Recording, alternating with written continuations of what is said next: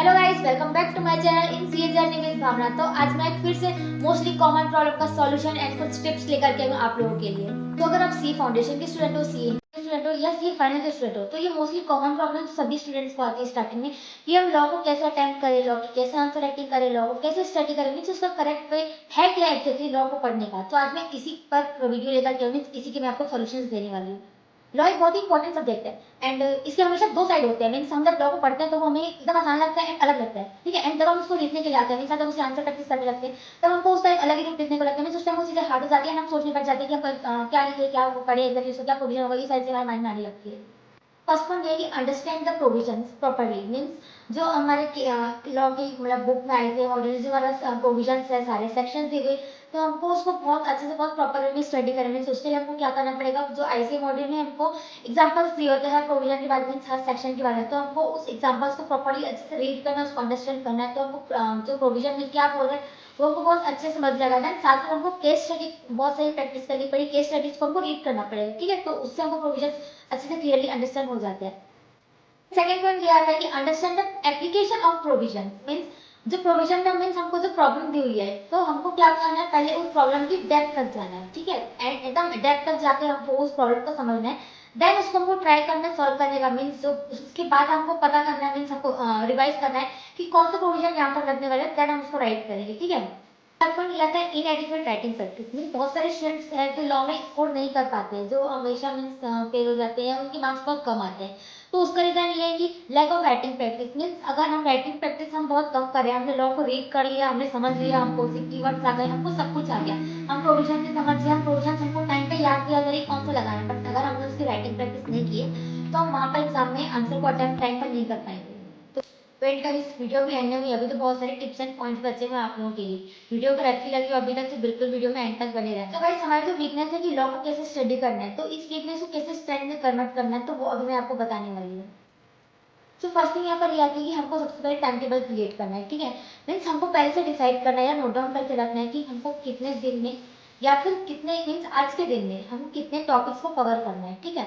And एक चीज ये भी है, एक बेस्ट चीज बताती हूँ, मैं सब खुद भी करती हूँ कि जैसे हम मॉर्निंग उठ रहे हैं तो मॉर्निंग में ही आप नोट डाउन कर लो अपने फोन के नोट्स में या किसी कॉपी में, किसी पेज में, कहीं भी आप एक डायरी आप बना सकते हो। उसके लिए आपको पहले ही नोट कर लेना है मॉर्निंग में कि आपको आज के दिन भर में कौन से टॉपिक्स कवर करने हैं या कौन से सब्जेक्ट को किस टाइम पर कितनी देर पढ़ना है, कब आंसर प्रैक्टिस करनी है, कब क्वेश्चन सॉल्व करना है, कब सेशन मीन्स आपके लेक्चर्स अटेंड करने हैं, ठीक है। तो ये सारी चीज आपको नोट डाउन कर लेना है मॉर्निंग में।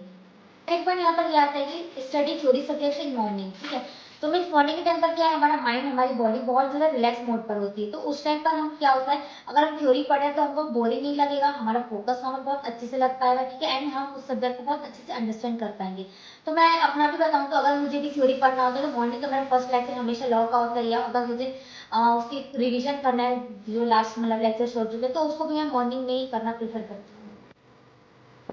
थर्ड थिंग यहाँ पर ये आती है कि हमको अपने कंसेप्ट को समझने में फोकस करना है, ठीक है। मीन्स हमको ओनली लर्निंग लर्निंग लर्निंग हमको नहीं करनी है, ठीक है।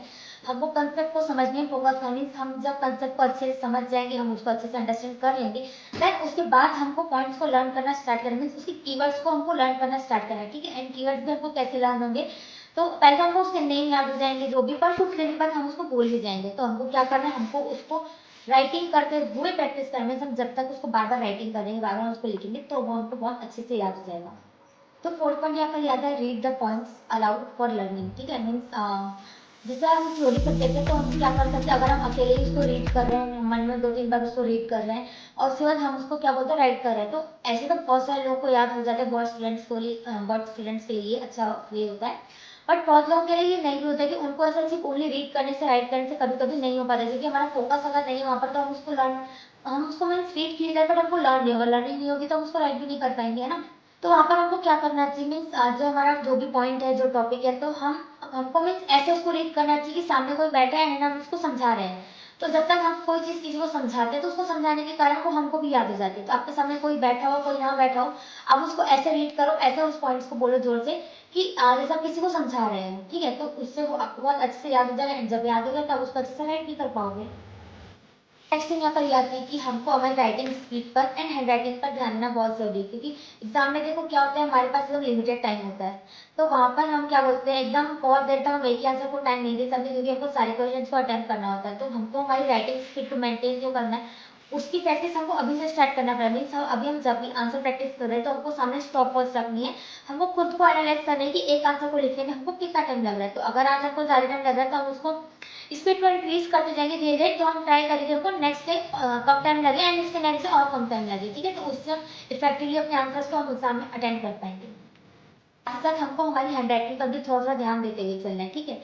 एंड नेक्स्ट थिंग यहाँ पर हमारे पास याद है कि keep on things revising. Means हमने जैसे 1 मंथ हो गया, हमने बहुत सारी चीज़ें पढ़ ली, हमारे कुछ चैप्टर कंप्लीट हो गए, बहुत सारे लेक्चर्स हमने ले लिया, हमने क्वेश्चन प्रैक्टिस भी बहुत करी, बट हमने पुरानी चीज़ों को रिवाइज ही नहीं किया। तो हो सकता है कि लास्ट 1 वीक की 15 डेज की चीज़ें आपको याद रहेगी, बट लास्ट 1 मंथ पहले एंड 2 मंथ पहले आपने जो पढ़ा था आपको याद ही नहीं रहेगा। तो आपको एक डे फिक्स करना चाहिए वीक में कि हर संडे या कोई भी, मीन्स आपका जैसे 1-2 चैप्टर कंप्लीट हो रहा है तो उसके बाद आपको स्टार्टिंग से पुरानी सारी चीज़ें रिवाइज करना है अपने अकॉर्डिंग। कोई भी एक डे फिक्स कर लो, वीक में 1 दिन या 10 डेज में 1 दिन, या फिर चैप्टर कंप्लीट होने के बाद जैसा भी हो आपको जो सूटेबल लगे आपको एक दिन फिक्स कर लेना चाहिए कि हाँ ठीक है, अब हमारा इतना कोर्स कंप्लीट हो चुका है तो हमको पुरानी सारी चीज़ों को रिविजन करना है, ठीक है। तो पुराना रिविजन करना बहुत ज़्यादा ज़रूरी है। एंड जैसे हमारा एक बार सारा कोर्स कंप्लीट हो जाएगा ना तो उसके बाद हम क्वेश्चन प्रैक्टिस तो करेंगे, तो उसके साथ साथ ना हमको पास्ट ईयर के क्वेश्चन भी सॉल्व करने हैं। तो उससे हमको पता चल जाएगा कि हम कौन से टॉपिक में मास्टर एंड कौन से टॉपिक हमारे डिफिकल्ट है। तो जो डिफिकल्ट टॉपिक होगा हम उसको फिर से पढ़ेंगे एंड उसको फिर हम अपने लिए ईजी कर लेंगे। First thing is that be stress free and be anxiety free. Means exam is exam यार, हम उसको जब तक एकदम टेंशन के साथ पढ़ेंगे, फ्रस्ट्रेशन के साथ पढ़ेंगे, मीन्स एकदम हैवी बर्डन लेकर के पढ़ेंगे तो हम उसको मतलब अच्छे से हम कर नहीं पाएंगे। तो हमको एकदम स्ट्रेस फ्री होकर के इंजॉय करते हुए उसको पढ़ना है, तो उसको पढ़ने में बहुत ज़्यादा मज़ा आएगा। एंड आई होप ये पॉइंट्स एंड टिप्स आपके लिए कुछ हेल्पफुल रहे होंगे, तो मुझे कमेंट में ज़रूर बताना। एंड नेक्स्ट वीडियो आपको किस टॉपिक पर चाहिए वो भी ज़रूर बताना। एंड वीडियो को लाइक एंड चैनल को सब्सक्राइब करना ना भूलना। तो मिलते हैं नेक्स्ट वीडियो पे, बाय बाय।